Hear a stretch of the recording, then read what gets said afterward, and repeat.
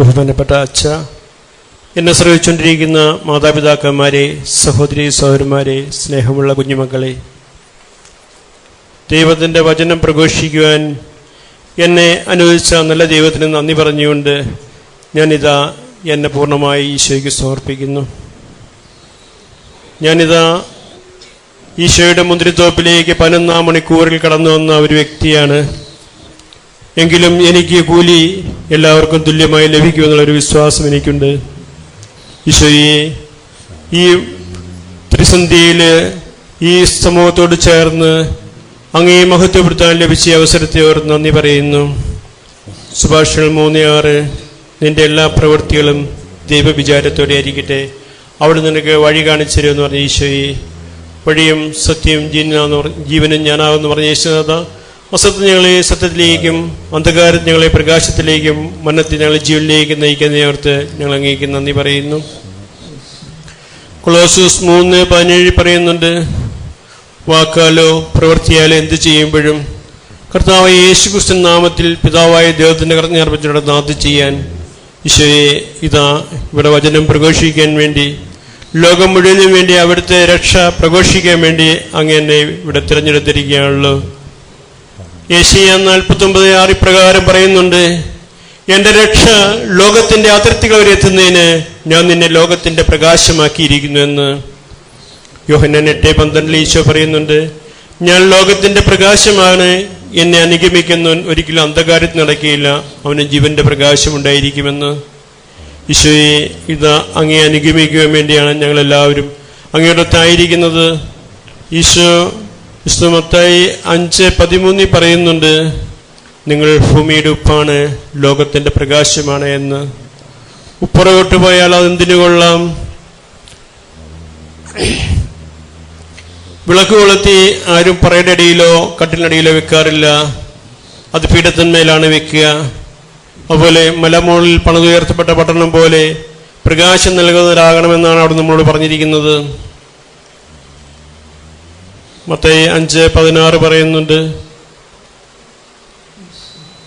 മനുഷ്യൻ നിങ്ങളുടെ നല്ല പ്രവൃത്തി കണ്ടിട്ട്, സൽപ്രവൃത്തി കണ്ടിട്ട് നിങ്ങളെ ആരാധിക്കുന്ന ദൈവത്തെ മറ്റുള്ളവരും കണ്ട് മഹത്വപ്പെടുത്തുവാൻ വേണ്ടി നിങ്ങളുടെ നല്ല പ്രവൃത്തികൾ അവരുടെ മുമ്പിൽ ചെയ്യുവാൻ. ഈശോയെ, അവിടുത്തെ മുമ്പിൽ അവിടുത്തേക്ക് സാക്ഷ്യം വഹിക്കാനുള്ള നല്ല അവസരങ്ങൾ വരുമ്പോൾ ആ അവസരത്തെ നല്ല രീതിയിൽ പ്രവർത്തിക്കാൻ ഞങ്ങളെ ഓരോരുത്തരും അനുഗ്രഹിക്കുന്നതിന് പ്രാർത്ഥിക്കുന്നു.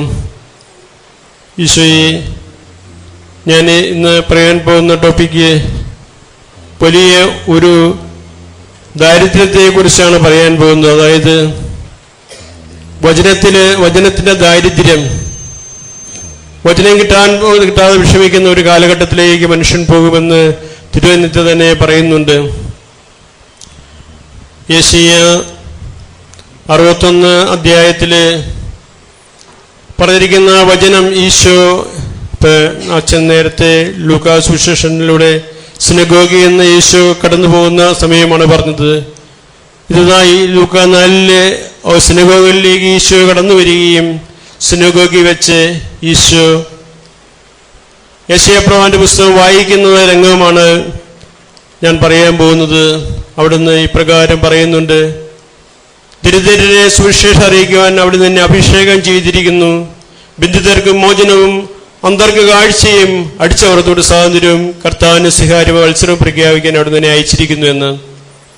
ഇതാ നമ്മളെ ഓരോരുത്തരെയും അവിടുന്ന് അയച്ചിരിക്കുന്നത് അവിടുത്തെ ഓരോ പദ്ധതികളിൽ കൂടിയാണ്. ആ പദ്ധതികൾ പൂർത്തീകരിക്കുവാൻ നമ്മളെ അവിടുന്ന് ഓരോരുത്തരെയും ഓരോ ഉപകരണമാക്കിയിരിക്കുകയാണ്. ലോകത്തിലെ സുവിശേഷം പ്രസംഗിക്കേണ്ടിയിരിക്കുന്നു എന്ന് അവിടുന്ന് പറയുന്നുണ്ട്. വിശുദ്ധ മത്തായി 28:18 പറയുന്നുണ്ട്, സകല അധികാരവും സ്വർഗ്ഗത്തിലെ ഭൂമിയുള്ള എല്ലാ അധികാരവും എനിക്ക് നൽകപ്പെട്ടിരിക്കുന്നു, ആകയാൽ നിങ്ങൾ ലോകമെങ്ങും പോയി എല്ലാ സൃഷ്ടിയോടും സുവിശേഷം പ്രസംഗിക്കുവിൻ, പിതാവിൻ്റെയും പുത്രൻ്റെയും പരിശുദ്ധാത്മാവിന്റെ നാമത്തിൽ അവരെ സ്നാനപ്പെടുത്തുവിൻ, ഞാൻ നിങ്ങളോട് കൽപ്പിച്ചവയെല്ലാം അനുസരിക്കാൻ അവരെ പഠിപ്പിക്കുവിൻ, എന്തെന്നാൽ യുഗാന്ത്യം വരെ നിങ്ങളോട് ഉണ്ടായിരിക്കുമെന്ന്. ഈ തിരുവചനത്തിന്റെ അനധി യോഗ്യതയാൽ കർത്താവേ, ഈ ലോകത്തിലെ ദാരിദ്ര്യം അനുഭവിക്കുന്ന എല്ലാവരെയും ഈശ്വരങ്ങളെയും സമർപ്പിക്കുന്നു. മലയിലെ പ്രസംഗത്തിൽ അവിടുന്ന് ആദ്യം പറയുന്നതാണ്, ആത്മാവിൽ ദരിദ്രരായവർ ഭാഗ്യവാന്മാർ എന്ന്. നമ്മളെല്ലാവരും ആത്മാവിൽ ദരിദ്രരാണ്. ആ ഒരറിവാണ് നമുക്ക് വേണ്ടത്. നമ്മുടെ ആത്മാവ് ഒത്തിരി ദാരിദ്ര്യം അനുഭവിക്കുന്നുള്ളൊരറിവ്. ആ അറിവ് ഒരു മനുഷ്യനുണ്ടായി കഴിയുമ്പോൾ ആത്മാവിന് വേണ്ടുന്ന പോഷണം അവൻ അന്വേഷിക്കുകയും കണ്ടെത്തുകയും ചെയ്യും.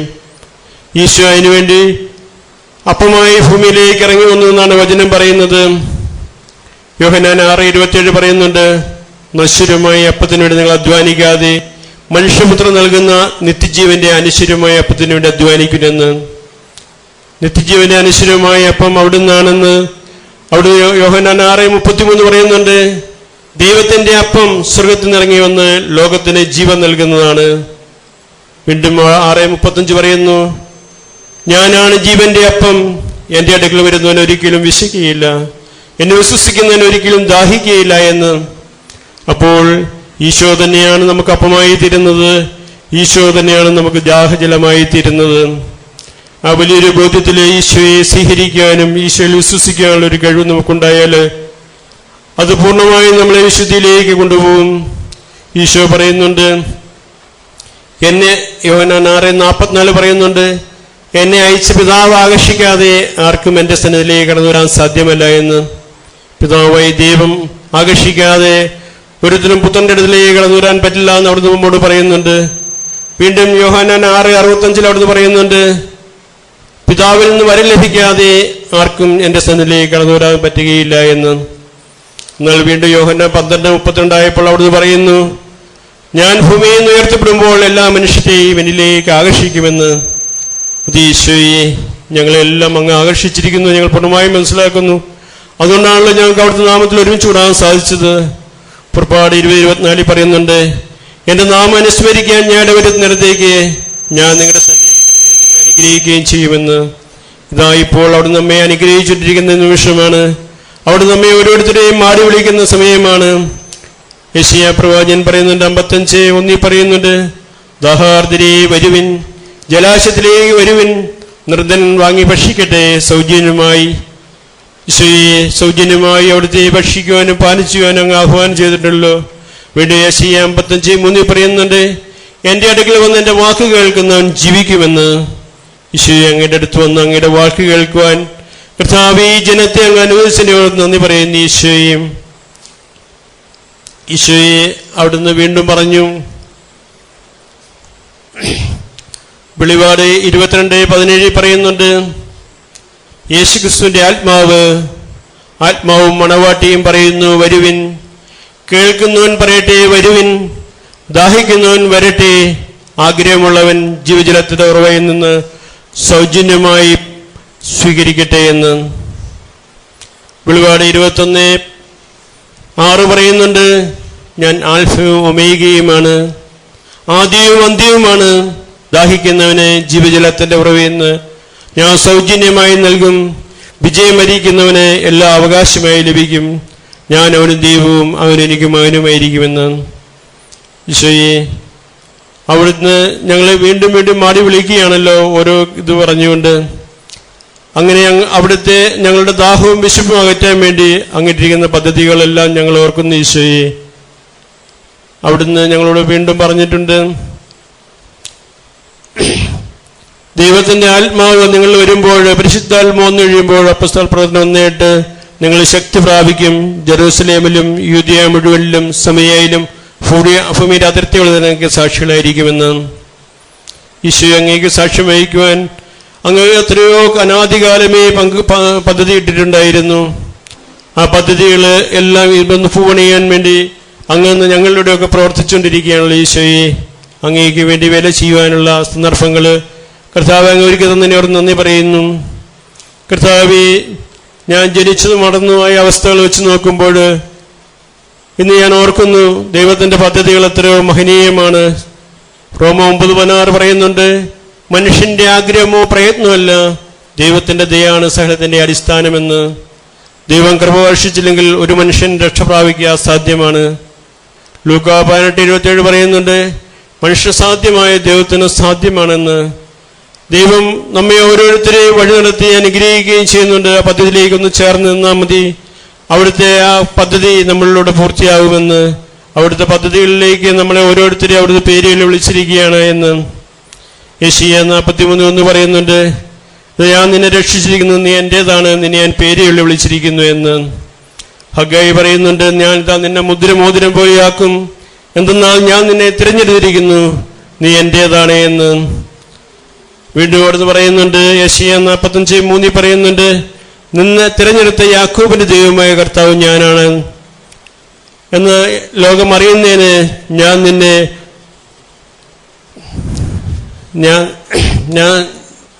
തിരഞ്ഞെടുത്ത യാക്കോബിന്റെ ദൈവമായ കർത്താവ് ഞാനെന്ന് അറിയുന്നതിന് അന്ധകാരത്തിലെ നിധികളും രഹസ്യധനശേഖരം ഞാൻ നിനക്ക് നൽകും. ഈശോയെ വീണ്ടും അവിടുന്ന് ഈശോ നമ്മളോട് പറഞ്ഞിട്ടുണ്ട്, യോഹന്നാൻ 15:16, നിങ്ങൾ എന്നെ തിരഞ്ഞെടുക്കുകയില്ല, ഞാൻ നിങ്ങളെ തിരഞ്ഞെടുക്കുകയാണ് ചെയ്തതെന്ന്. ഈശോ നമ്മളെ ഓരോരുത്തരെയും തിരഞ്ഞെടുത്ത് അവിടുത്തെ പദ്ധതിയിലൂടെ വഴി നടത്തുന്ന ഈ നല്ല സന്ദർഭത്തെ ഓർത്ത് നമുക്ക് നന്ദി പറയാം. ഈ സായാഹ്നത്തിൽ കർത്താവേ, അവിടുത്തെ കൃപ ഞങ്ങളിലേക്ക് വർഷിക്കുന്ന ഈ നിമിഷത്തിൽ ഞങ്ങൾ അങ്ങേക്ക് നന്ദി പറയുന്നു. ഈശോയെ എത്ര നന്ദി പറഞ്ഞാലും മതിയാകുകയില്ല. അവിടുന്ന് ഞങ്ങളോട് കാണിച്ച കാരുണ്യത്തെല്ലാം ഞങ്ങൾ ഓർക്കുന്നു. ഈശോയെ യെശയ്യാ പ്രവാചകൻ 59:21 പറയുന്നുണ്ട്, കർത്താവ് അരുളി ചെയ്യുന്നു, നിങ്ങളുമായി ഞാൻ ചെയ്യുന്ന ഉടമ്പടി ഇതാണ്, നിന്റെ മേലുള്ള എൻ്റെ ആത്മാവും നിന്റെ അതിരുകളിൽ ഞാൻ നിക്ഷേപിച്ച വചനങ്ങളും നിന്റെയോ നിന്റെ സന്താനങ്ങളുടെയോ അവരുടെ സന്താനങ്ങളുടെ അതിരത്തിൽ നിന്ന് ഒരിക്കലും അകന്നു പോകുകയില്ല എന്ന്. ഈശോയെ ഞങ്ങളുടെ അതിരത്തിൽ നിക്ഷേപിച്ച വചനങ്ങളും ഞങ്ങളുടെ ഹൃദയത്തിലുള്ള ആത്മാവും അങ്ങയുടെ ആ വലിയ കാരുണ്യമാണല്ലോ ഈശോയെ. യോഹന്നാൻ 3:27 അവിടുത്തെ പ്രകാരം പറയുന്നുണ്ട്, ഉന്നതത്തിൽ നിന്ന് സ്വീകരിക്കാതെ ആർക്കും ഒന്നും ചെയ്യാൻ സാധ്യമല്ല എന്ന്. ഉന്നതത്തിൽ നിന്നാണ് നമുക്കെല്ലാം തരുന്നത്, ഉന്നതത്തിൽ നിന്നാണ് ഈശോ വന്നത്, ഈശോയിലൂടെയാണ് നമുക്കെല്ലാം ലഭിക്കുന്നത്.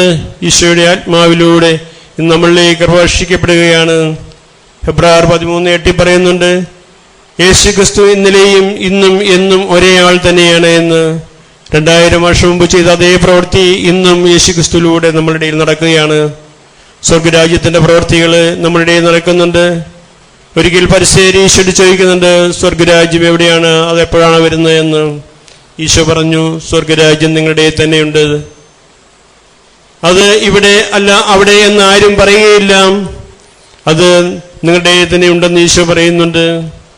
സ്വർഗരാജ്യത്തെ പറ്റി വീണ്ടും റോമ 14:17 പറയുന്നുണ്ട്, സ്വർഗരാജ്യം എന്ന് പറഞ്ഞാൽ ഭക്ഷണമോ പനിയുമല്ല, നീതി, കാരുണ്യം, പരിശുദ്ധാത്മാവുള്ള സന്തോഷമാണെന്ന്. അപ്പോൾ ഈശോയുടെ ആത്മാവ് നമ്മളിലെ ഈശോയെക്കുറിച്ചുള്ള വലിയ ചൈതന്യം നിക്ഷേപിക്കുന്നുണ്ട്. അങ്ങനെ ലോകത്തിൽ നമ്മൾ വിശ്വാസവും പ്രത്യാശയും സ്നേഹം കൊണ്ട് നിറയുവാനാണത്. പ്രത്യാശയെ സമൃദ്ധി പ്രാപിക്കാനും വിശ്വാസത്തെ പൂർണ്ണ പ്രാപിക്കാനും സ്നേഹത്തിൽ അടിയുറച്ചു നിൽക്കുവാനുള്ള കഴിവ്, വിശുദ്ധരോടൊപ്പം നമുക്കും അതിനുള്ള കഴിവ് ഈശോ നൽകാൻ വേണ്ടി ആഗ്രഹിക്കുന്നു. ഈശോയുടെ സ്നേഹത്തിന്റെ നീളവും വീതിയും ഉയരവും ആഴവും ഗ്രഹിക്കുവാൻ എല്ലാ വിശുദ്ധർക്കും സാധിച്ച പോലെ നമുക്കും സാധിക്കട്ടെ എന്ന് അവിടുന്ന് നമ്മളോട് ആഹ്വാനം ചെയ്യുന്ന വിശ്വസിന്റെ ലേഖനത്തില്. ഈശോയെ, തിരുവചനങ്ങളോട് ഞങ്ങളോട് സംസാരിക്കുന്ന ഈശോയെ, പരിശുദ്ധാത്മാവിന്റെ എല്ലാ വരങ്ങളും ദാനങ്ങളോടെ ഞങ്ങൾ നിറയ്ക്കുന്നതിനോട് ഞങ്ങൾ ഈ സായാഹ്നത്തിൽ നന്ദി പറയുന്ന ഈശോയെ, അങ്ങയുടെ കൂടെ ആയിരിക്കുവാൻ അങ്ങ് അനുവദിച്ച ഈ നിമിഷത്തെ ഓർത്തുകൊണ്ട്, ലോകം മുഴുവനിലേക്ക് അങ്ങ് പരത്തുന്ന പ്രകാശത്തെ ഓർത്തുകൊണ്ട്, അവിടുത്തെ സ്നേഹം ചുരിയുന്നതിനെ ഓർത്തുകൊണ്ട് നന്ദി പറയുന്നു. ഈശോയെ, ഞങ്ങളുടെയൊക്കെ ജീവിതത്തിൽ പോരായ്മകളും കുറവുകളും ഒക്കെ ഉള്ളപ്പോൾ, വീഴ്ചകൾ വന്നപ്പോൾ അതിലെല്ലാം നികത്തുവാൻ വേണ്ടി അങ്ങ് പദ്ധതി ഇട്ടിരുന്നു ഞങ്ങൾ പൂർണ്ണമായും മനസ്സിലാക്കുന്നു. എൻ്റെ ജീവിതത്തിൽ തന്നെ ഞാനൊരു കച്ചവടക്കാരനായിട്ടാണ് 33 കൊല്ലം ഞാനൊരു കച്ചവടക്കാരനായി ജീവിച്ചു. എന്നാൽ എൻ്റെ കച്ചവടത്തിൻ്റെ ആ സ്ഥിതിയിൽ മാറ്റം വന്നു, തകർച്ചകളും വീഴ്ചകളും വന്നു. അപ്പോഴും പ്രത്യാശയിൽ ജീവിക്കാൻ സാധിച്ചതിനെ ഓർത്തുകൊണ്ട് കുട്ടിക്കാലം പോലെയുള്ള ആ കഴിവുകളിലൂടെ ദൈവം എന്നെ നിരാശയിലേക്ക് തള്ളിവിട്ടില്ല. കാരണം അവിടുന്ന് എന്നെ സ്നേഹിക്കുന്നു ഞാൻ പൂർണ്ണമായി മനസ്സിലാക്കി. ഈശോയുടെ സ്നേഹം ഈശോ പറഞ്ഞിട്ടുണ്ട്. യോഹന്നാൻ 3:16 പറയുന്നുണ്ട്, എന്തെന്നാൽ തന്നെ വിശ്വസിക്കുന്നവരും നശിച്ചു പോകാതെ നിശ്ചയം പ്രാപിക്കേണ്ടതിന് തന്റെ ഏകജാതന് നൽകാൻ തക്കവണ്ണം അവിടുന്ന് ലോകത്തെ അത്രമാത്രം സ്നേഹിച്ചു എന്ന്. ആ വലിയ സ്നേഹത്തിലൂടെ രക്ഷ പ്രാപിക്കാൻ സാധിച്ചതിനോട് നന്ദി പറയുന്നു. ഇന്ന് പ്രത്യാശയിൽ പൂർണ്ണത പ്രാപിക്കാൻ എനിക്ക് സാധിച്ചതിനോട് നന്ദി പറയുന്നു. എൻ്റെ ദൈവം അറിയാതെ എൻ്റെ ജീവിതത്തിൽ ഒന്നും സംഭവിക്കില്ല എന്ന് ഞാൻ പൂർണ്ണമായി മനസ്സിലാക്കുന്നു. പൗലോസ് പുസ്തകം പറയുന്നുണ്ട്, റോമാൻ 5:3 പറയുന്നുണ്ട്, എൻ്റെ ജീവിതത്തിൽ കഷ്ടത വന്നതിന് ഞാൻ വളരെയധികം അഭിമാനിക്കുന്നു എന്ന്. കഷ്ടത എൻ്റെ ജീവിതത്തിൽ സഹനശീലം തന്നു. ആ സഹനശീലം എനിക്ക് ആത്മധൈര്യം തന്നു. ആത്മധൈര്യം എനിക്ക് പ്രത്യാശ തന്നു. പ്രത്യാശ നമ്മെ ഒരിക്കലും നിരാശരാക്കുന്നില്ല. കാരണം നമുക്ക് നൽകപ്പെട്ട പരിശുദ്ധാത്മാവിലൂടെ ദൈവത്തിന്റെ സ്നേഹം നമ്മുടെ ഹൃദയങ്ങളിലേക്ക് ചൊരിയപ്പെടുന്നു എന്ന്. അങ്ങനെ പ്രത്യാശ സമൃദ്ധി പ്രാപിക്കാൻ റോമാ 15:13 പറയുന്നുണ്ട്, പ്രത്യാശയുടെ ദൈവം യേശുക്രിസ്തുവിലുള്ള വിശ്വാസം വഴി പരിശുദ്ധാത്മാവിലൂടെ ലോകത്തുള്ള സകല സന്തോഷവും സമാധാനവും നമ്മെ നിറയ്ക്കുന്നു. അങ്ങനെ പരിശുദ്ധാത്മാവിനാൽ നമ്മൾ പ്രത്യാശയെ സമൃദ്ധി പ്രാപിക്കുകയും പൂർണ്ണത പ്രാപിക്കുകയും ചെയ്യുന്നുവെന്ന്. പ്രത്യാശയുള്ള ഒരു വ്യക്തിക്ക് ഒരിക്കലും നിരാശ വരികയോ നെഗറ്റീവായിട്ട് ചിന്തിക്കാനോ സാധിക്കില്ല. ദൈവത്തിൽ പടിയുറച്ച് വിശ്വസിക്കാനും ദൈവഹിതം നിറവേറ്റുവാൻ അവന് സാധിക്കും. റോമ 8:28 പറയുന്നുണ്ട്, ദൈവത്തെ സ്നേഹിക്കുന്ന വ്യക്തിക്ക് അവിടുത്തെ പദ്ധതികളെല്ലാം അനുസരിച്ച് വിളിക്കപ്പെട്ടവർക്ക് അവിടെ നിന്ന് സ്ഥലം നന്മയ്ക്കായി പരിണമിക്കുന്നുവെന്ന്. നമ്മുടെ ജീവിതത്തിൽ ദൈവം എല്ലാം നന്മയ്ക്കായിട്ടാണ് രൂപാന്തരപ്പെടുത്തിയിരിക്കുന്നത്. പിന്നെ എന്താണ് നമ്മൾക്ക് വീഴ്ചകളും കുറവുകളും ഒക്കെ ഉണ്ടാകുന്നത്? നമ്മുടെ തിന്മയായിട്ടുള്ള പ്രവൃത്തികളാണ്. യെശയ്യാ പ്രവാചകന്റെ പുസ്തകം 59:1 പറയുന്നുണ്ട്, രക്ഷിക്കാനാവാത്ത വിധം കർത്താവിന്റെ കരം കുറുകിപ്പോയിട്ടില്ല, കേൾക്കാനാവാത്ത വിധം അവിടുത്തെ കാതുകൾക്ക് മാന്ദ്യം സംഭവിച്ചിട്ടില്ല. പിന്നെ എന്താണ് സംഭവിച്ചത്? നിന്റെ അകൃത്യങ്ങൾ എന്നെയും നിന്നെയും തമ്മിൽ വേർതിരിക്കുന്നു, നിന്റെ പാപങ്ങൾ എൻ്റെ മുഖം നിന്നെ എന്ന് മറയ്ക്കപ്പെട്ടിരിക്കുന്നു എന്ന്. യെശയ്യായുടെ പുസ്തകത്തിൽ തന്നെ യെശയ്യാ 1:18 പറയുന്നുണ്ട്. അവിടെ നമ്മോട് ഇപ്രകാരം പറയുന്നു, വരുവൻ നമുക്ക് രമ്യതപ്പെടാം, നിന്റെ പാപം അത് എത്ര കടും ചുമപ്പാണെങ്കിലും ഞാനത് മഞ്ഞുപോലെ വെണ്മയുള്ളതാക്കും, അത് എത്ര രക്തവർണ്ണമാണെങ്കിലും ഞാനത് കമ്പിളി പോലെ വെളുപ്പിക്കും. നീ അനുസരിക്കാൻ സന്നദ്ധനാണെങ്കിൽ നീ ഐശ്വര്യം ആസ്വദിക്കും, നീ അനുസരിക്കുന്നില്ലെങ്കിൽ നീ വാളിനിരയാകും, ശാപത്തിനിരയാകും എന്ന് പറയുന്നുണ്ട്. അതുകൊണ്ട് നമുക്കും ഈശോയോട് പറയാം, ഈശോയെ, ഞങ്ങൾ ബലഹീനരും പോരായ്മകളും കുറവുകളും ഒക്കെ ഉള്ള മനുഷ്യരാണ്. വിചാരത്താലും വാക്കാലും പ്രവർത്തിയാലും വേഷയാലും ഒക്കെ ഞങ്ങൾ പാപം ചെയ്തവരാണ്. അതുകൊണ്ട് ഈശോയെ അങ്ങുമായി രമ്യപ്പെടുവാൻ അങ്ങ് ഞങ്ങളെ അനുവദിക്കണമേ എന്ന് ഞങ്ങൾ പ്രാർത്ഥിക്കുന്നു. മനുഷ്യൻ മനുഷ്യനുമായിട്ട് രമ്യപ്പെടുക എന്നാണ് ഈശോ നമ്മളോട് പറഞ്ഞു തന്നിട്ടുള്ളത്. തിന്മയ്ക്ക് പകരം തിന്മയോ നിന്ദനത്തിന് പകരം നിന്ദനമോ ചെയ്യാതെ അനുഗ്രഹിക്കാനാണ് അവിടെ നമ്മളോട് പറഞ്ഞിട്ടുള്ളത്. കാരണം നമ്മൾ അബ്രാഹത്തിന്റെ മക്കളാണ്. അബ്രാഹത്തോട് ദൈവം പറയുന്നുണ്ട്, നീ ഒരു അനുഗ്രഹമാണ്, നിന്നെ അനുഗ്രഹിക്കുന്നവരെ ഞാൻ അനുഗ്രഹിക്കും, നിന്നെ ശപിക്കുന്നവരെ ഞാൻ ശപിക്കുമെന്ന്. ഈശോയെ, അബ്രാഹത്തിന്റെ മകനും മകളുമായ നമ്മൾ ഓരോരുത്തരും മറ്റുള്ളവരെ ശപിക്കുകയോ മറ്റുള്ളവരെ ദ്വേഷിക്കുകയോ ഒന്നും ചെയ്യാൻ സാധ്യമല്ല. കാരണം അത് ചെയ്താൽ നമ്മൾ അബ്രാഹത്തോട് ദൈവം പറഞ്ഞു തന്നെ നമ്മളും ദൈവം ചെയ്യും. കാരണം നമ്മുടെ ആജ്ഞാതര കാലത്ത് നമ്മൾ ആരെങ്കിലും ശപിക്കുകയോ വേദനിപ്പിക്കുകയോ ചെയ്തിട്ടുണ്ടെങ്കിൽ അതിൽ നമുക്ക് മാപ്പപേക്ഷിക്കാം. റോമ 12:21 പ്രകാരം പറയുന്നുണ്ട്, തിന്മയ്ക്ക് പകരം നിന്ദന കൊടുക്കരുത്, തിന്മയെ നന്മ കൊണ്ട് ജയിക്കാൻ അവിടുന്ന് പറയുന്നുണ്ട്. അപ്പോൾ നമുക്ക് തിന്മയ്ക്ക് പകരം തിന്മ കൊടുക്കാതെ തിന്മയെ നന്മ കൊണ്ട് ജയിക്കാനുള്ള ശക്തി നമുക്ക് ഈശോ കൂടെ ഉണ്ടെങ്കിൽ സാധിക്കും. യോഹന്നാൻ 15:5 പറയുന്നുണ്ട്, എന്നെ കൂടാതെ നിങ്ങൾക്കൊന്നും ചെയ്യാൻ സാധ്യമല്ല. ഈശോയുടെ കൂടെ നമുക്ക് എല്ലാ കാര്യങ്ങളും ചെയ്യാൻ സാധ്യമാണെന്ന് നമുക്കൊരു അടിയുറച്ച വിശ്വാസം വേണം. ഈശോ കൂടെയുണ്ടെന്നും ഈശോയുടെ കൂടെയാണ് നമ്മളെന്നുള്ള വിശ്വാസത്തിലൂടെ നമുക്ക് എല്ലാ കാര്യങ്ങളും ചെയ്യാൻ സാധിക്കും. ഈശോ നമ്മളെ അനുഗ്രഹിച്ചുകൊണ്ടിരിക്കുന്ന നിമിഷങ്ങളാണ് ഇന്ന് ഈ സമയം. അവിടുന്ന് പറയുന്നുണ്ട്, മത്തായി 18:20 പറയുന്നുണ്ട്, 2-3 പേര് ഈശോയുടെ നാമത്തിൽ ഒരുമിച്ചൂടെ അവിടെ മധ്യാനുണ്ടായിരിക്കുമെന്ന്. ഇപ്പോൾ നമ്മുടെ മധ്യ അവിടുന്ന് ഉണ്ടായിരിക്കുകയും നമ്മളെ അനുഗ്രഹിക്കുകയും ചെയ്യുന്ന നിമിഷമാണ്. മത്തായി 18:19 ഈശോ പറഞ്ഞിട്ടുണ്ട്, ഭൂമിയിൽ 2 പേര് എന്തെങ്കിലും ചോദിച്ചാൽ എൻ്റെ സ്വർഗ്ഗസ്നാ നിറവേറ്റിത്തരുമെന്ന്. ഈശോയെ, അവിടുത്തെ ആ വാഗ്ദാനങ്ങളെല്ലാം സ്വീകരിക്കുവാൻ ഞങ്ങൾ ആഗ്രഹിക്കുന്നു. അവിടുന്ന് ഞങ്ങളോട് വാഗ്ദാനം ചെയ്തത് പരിശുദ്ധാത്മാവിനാണുള്ളത്. ചോദിക്കും നിങ്ങൾക്ക് ലഭിക്കും, അന്വേഷിപ്പിനും കണ്ടെത്തും, മുട്ടോൻ തുറന്നു കിട്ടും. ചോദിച്ചാൽ അത്രയധികമായി പരിശുദ്ധാത്മാവിനെ നൽകിയില്ല എന്ന് അവിടുന്ന് പറഞ്ഞിരിക്കുന്നത്. നമുക്ക് ലോകം മുഴുവനും വേണ്ടി നമുക്ക് യാചിക്കുകയും അപേക്ഷിക്കുകയും ചെയ്യാം. എല്ലാ മനുഷ്യരിലേക്കും അവിടുത്തെ വാഗ്ദാനം പോലെ ജോയൽ പ്രവാചകനോട് പറഞ്ഞതുപോലെ എല്ലാവരിലേക്കും പരിശുദ്ധാത്മാവ് വരുവാനും ദൈവത്തിന്റെ പദ്ധതികൾ പൂർണ്ണമായി മനസ്സിലാക്കുവാനും ഉന്നതത്തിൽ നമുക്ക് അപ്പോൾ ലഭിക്കട്ടെ എന്ന് നമുക്ക് പ്രാർത്ഥിക്കാം. അവിടുന്ന് ഇപ്രകാരം നമ്മളോട് പറയുന്നുണ്ട്. മത്തായി 10:8 പറയുന്നുണ്ട്, ഇതാ ഞാൻ നിങ്ങൾക്ക് ദാനമായി തന്നെ നൽകുന്നു, ദാനമായി തന്നെ കൊടുക്കുക എന്ന്. ദൈവത്തിന്റെ ദാനം തന്റെ ആത്മാവിനെയാണ്. ഈശോ യോഹന്നാൻ 4:10 ആ സമറിയാക്കാരി സ്ത്രീയോട് പറയുന്നുണ്ട്, ദൈവത്തിന്റെ ദാനം എന്തെന്നും നിന്നോട് കുടിക്കാൻ ചോദിച്ചാൽ ആരെന്ന് അറിഞ്ഞിരുന്നെങ്കിൽ നീ അവനോട് ചോദിക്കുകയും അവൻ നിനക്ക് ജീവജലം തരികയില്ലായിരുന്നു എന്ന്. ഈശോ നമുക്ക് ജീവന്റെ ജലം, അതായത് പരിശുദ്ധാത്മാവ് വഴി നമ്മളിലേക്ക് കൃപ വർഷിക്കുകയാണ്. അത് നമുക്ക് സ്വീകരിക്കാനുള്ള വലിയ ശക്തി നമുക്ക് തരുന്ന നിമിഷങ്ങളാണ് ഇതെല്ലാം. ഈശോയുടെ വചനം കേൾക്കുമ്പോൾ ഈശോയുടെ ശക്തി നമ്മളിലേക്ക് കടന്നു വരികയാണ്. കാരണം ഈശോ 6:61 പറയുന്നുണ്ട്, ഞാൻ നിങ്ങളോട് പറഞ്ഞ വാക്കുകൾ ആത്മാവും ജീവനുമാണ്. ഈശോ നമ്മളോട് പറഞ്ഞ എല്ലാ വാക്കുകളും പരിശുദ്ധാത്മാവാണ്, ജീവനുള്ള ആത്മാവാണ്. ഈശോയുടെ വചനം ഹെബ്രായർ 12 പറയുന്നുണ്ട്, ദൈവത്തിന്റെ വചനം സജീവവും ഊർജ്ജസ്വലവും ഇരുതലവാളിനേക്കാൾ മൂർച്ചയേറിയതും ചേതനയിലും ആത്മാവിലും സന്ധിബന്ധങ്ങളിലും മജ്ജയിലും തുളച്ചേറിയ ഹൃദയത്തിന്റെ വിചാരങ്ങളെയും ദൈവങ്ങളെയും വിവേചിക്കുന്നതുമാണെന്ന്. അങ്ങനെയുള്ള വചനം നമ്മുടെ ഓരോ കോശങ്ങളുടെയും കടന്ന് നമ്മളെ വിശുദ്ധീകരിക്കട്ടെ. ഇന്ന് ലോകം മുഴുവനും ഈ വചനം കേൾക്കുമ്പോൾ അത് കേൾക്കുന്നവരെല്ലാവരും വിശുദ്ധീകരിക്കപ്പെടട്ടെ. ആ വചനത്തിലൂടെ എല്ലാ ബന്ധനങ്ങളും മറ്റുപോകുവാൻ വേണ്ടി നമുക്ക് ആഗ്രഹിക്കാം. യോഹന്നാൻ 8:32 പറയുന്നുണ്ട്, സത്യം സത്യം സത്യം നിങ്ങൾ അറിയുകയും സത്യം നിങ്ങളെ സ്വതന്ത്രരാക്കുകയും ചെയ്യുമെന്ന്. സത്യം എന്ന് പറഞ്ഞ ഈശോ തന്നെയാണ്. ഈശോയുടെ വചനമാണ് സത്യം. യോഹന്നാൻ 17 ഈശോ നമുക്ക് വേണ്ടിയും ലോകം മുഴുവനു വേണ്ടിയും പ്രാർത്ഥിക്കുന്നുണ്ട്. ഈശോ ഇപ്രകാരം യോഹന്നാൻ 17:16 പ്രാർത്ഥിക്കുന്നു, പിതാവേ ഇവരെ സത്യത്താൽ വിശുദ്ധീകരിക്കണമേ, സത്യം അവിടുത്തെ വചനമാണല്ലോ എന്ന്. ഈശോയുടെ വചനമാണ് സത്യം, ഈശോ തന്നെയാണ് വചനം. യോഹന്നാൻ 18:38 പിലാത്തോസിന്റെ വീട്ടിൽ വെച്ച് ഈശോ ഞാൻ വന്നത് സത്യത്തിന് സാക്ഷി നൽകാനെന്ന് പറയുന്നുണ്ട്. എന്താണ് സത്യം എന്ന് പിലാത്തോസ് ചോദിക്കുന്നുണ്ട്. ഈശോ തന്നെയാണ് സത്യം. ആ സത്യത്തിന് സാക്ഷി നൽകാനാണ് ഈശോ വന്നത്. ഈശോ എന്തു പറയുമ്പോഴും സത്യത്തിന് സാക്ഷി നൽകിക്കൊണ്ടാണ് നമ്മളോട് സംസാരിച്ചത്. സത്യം സത്യമായി ഞാൻ നിങ്ങളോട് പറയുന്നു എന്നാണ് ഈശോ പറയുന്നത്. ഈശോ ആ പറഞ്ഞ വാക്കുകൾ നമ്മളോട് പറഞ്ഞിട്ടുണ്ട്. യോഹന്നാൻ 14:12 നമ്മളോട് പറയുന്നുണ്ട്, സത്യം സത്യമായി ഞാൻ നിങ്ങളോട് പറയുന്നു, എന്നെ വിശ്വസിക്കുന്നവർക്കും ഞാൻ ചെയ്യുന്ന എല്ലാ പ്രവർത്തനവും ചെയ്യാൻ സാധിക്കും. ഞാൻ പിതാവിന്റെ സന്നിധിയിലേക്ക് പോകുന്നുണ്ട്, ഇവയേക്കാൾ വലിയ അവൻ ചെയ്യുമെന്ന്. അപ്പോൾ നമുക്കും ഈശോ തന്ന വാഗ്ദാനം, അവിടുത്തെ വിശ്വസിച്ചാല് അവിടുത്തെ ചെയ്ത എല്ലാ പ്രവർത്തികളും ചെയ്യാൻ സാധിക്കും. ഈശോ ഭൂമിയിലേക്ക് വന്ന് ചെയ്ത ഓരോ പ്രവർത്തികളും നമുക്കറിയാം. ഈശോ നമ്മളോട് കാണിച്ച സ്നേഹവും കാരുണ്യവും ഒക്കെ നമുക്കറിയാം. ഈശോ വന്നത് യോഹന്നാൻ 10:10 പറയുന്നുണ്ട്, ഞാൻ വന്നത് ജീവനുണ്ടാകാനും സമൃദ്ധിയുമായി ഉണ്ടാകാനുമാണെന്ന്.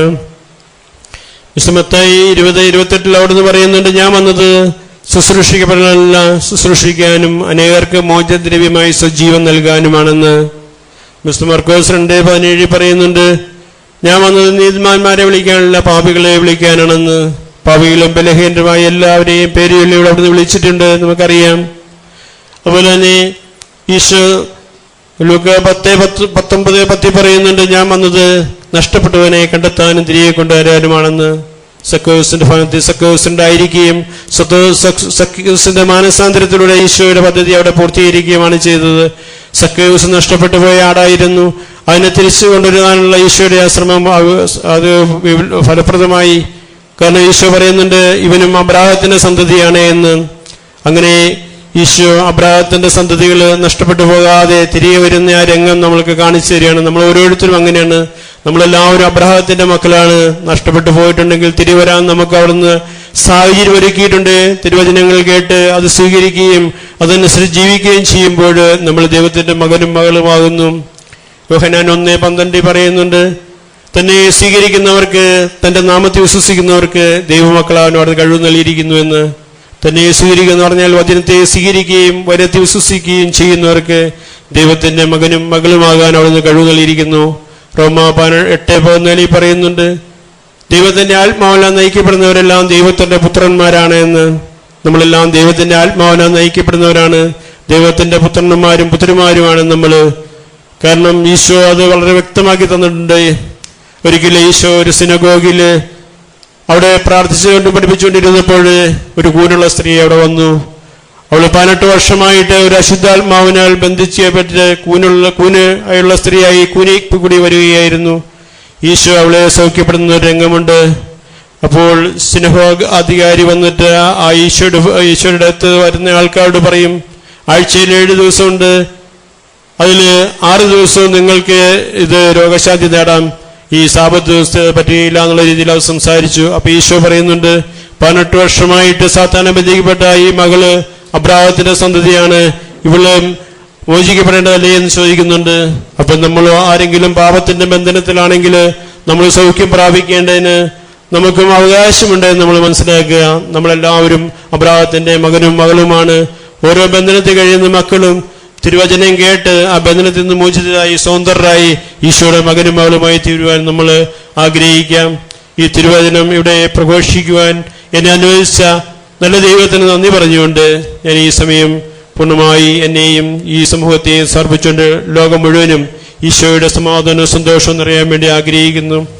ഈശോ പറഞ്ഞിട്ടുണ്ട്, സമാധാനം നിങ്ങൾക്കില്ലാത്തതിൻ്റെ കാരണം നിങ്ങൾക്ക് എൻ്റെ കൽപ്പന പാലിക്കാത്തതുകൊണ്ടാണെന്ന്. ഏഷ്യ 48:18 പറയുന്നുണ്ട്, നിങ്ങൾക്ക് സമാധാനം ഉണ്ടാകണമെങ്കിൽ നിങ്ങൾ എൻ്റെ കൽപ്പന പാലിച്ചാൽ മതി, സമാധാനം നിങ്ങളിലേക്ക് നദി പോലെ ഒഴുകുമായിരുന്നു, നീതികടലിലെ തിരമാല പോലെ ഉയരുമായിരുന്നു എന്ന് ഈശോ പറയുന്നുണ്ട്. ഈശോ യോഹന്നാൻ 14:27 നമുക്ക് സമാധാനം തന്നിട്ട് പോയിട്ടുണ്ട്. ഈശോ പറഞ്ഞിട്ട്, ഞാൻ നൽകുന്ന സമാധാനം ലോകം നൽകുന്നത് പോലെയല്ല, എൻ്റെ സമാധാനമാണ് ഞാൻ നിങ്ങൾക്ക് നൽകുന്നതെന്ന്. ഈശോയുടെ സമാധാനം നമുക്ക് പരസ്പരം പങ്കുവെച്ചുകൊണ്ട് ഈശോയുടെ സമാധാനത്തിൽ നമുക്ക് എല്ലാവർക്കും ഈശോയുടെ കൂടിയായിരുന്നുകൊണ്ട് ഈശോയ്ക്ക് നന്ദി പറഞ്ഞ് മഹത്വപ്പെടുത്താം. ഈശോയെ നന്ദി, ഈശോയെ സ്തുതി, ഈശോ ആരാധന, ഈശോയെ മഹത്വം. Hallelujah, hallelujah, hallelujah, hallelujah, hallelujah, hallelujah.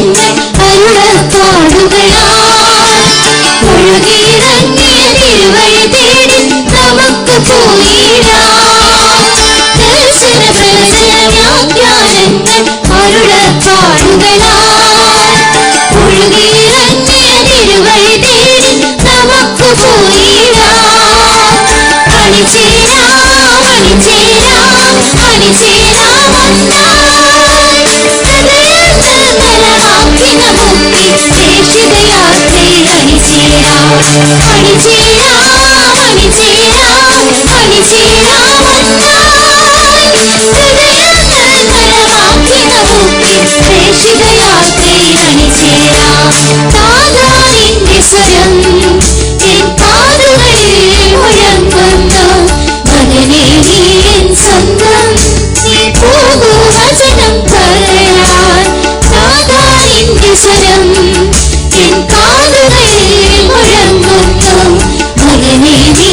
സ്വന്തം നീ പോകൂ വചനം പകരാൻ. ദൈവത്തിന്റെ ഹിതമറിയാൻ അങ്ങേ അതിരം സേവിക്കാൻ. ദൂരദൂരങ്ങളിൽ പോകൂ നീ എൻ മകനേ. ദൈവത്തിന്റെ ഹിതമറിയാൻ അങ്ങേ അതിരം സേവിക്കാൻ. ദൂരദൂരങ്ങളിൽ പോകൂ നീ എൻ മകനേ.